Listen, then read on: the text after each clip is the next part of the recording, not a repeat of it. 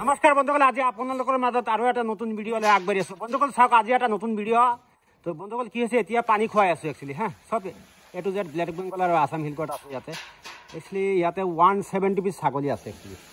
এতিয়া যিহেতু দুপৰীয়া 3টামান বাজিছে, গোটেই দিনটো গছৰ পাত চাত জংঘল কিবা খোৱা হৈছে।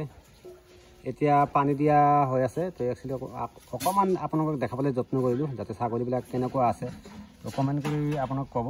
দুটা এটা ছাগলীৰ চেহেৰা অকণমান বেয়া হৈছে, কাৰণ জাৰ্ণি কৰি আহিছে সেইকাৰণে। বাকী ছাগলী এনেই চব ঠিকে আছে, ফিটিঙো আছে চব ছাগলী হা।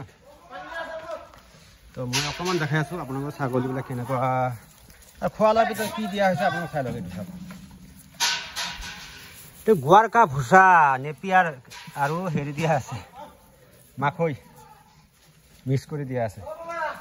আৰু পানীততো ভিটামিন চিটামিন কিবা কিবি মিক্স কৰি দিয়া আছে।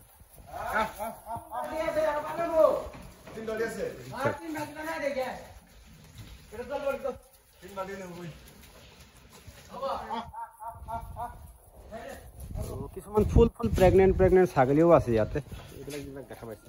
আৰু এইটো বাচ্চা দিব 2-4 ভিতৰত। ইয়াতে নেপিয়াৰ খেতি আছে, আপুনি চাই লওক চব। এতিয়া কমচে কম 30 বিঘা মাটি আছে হা, নেপিয়াৰ খেতি।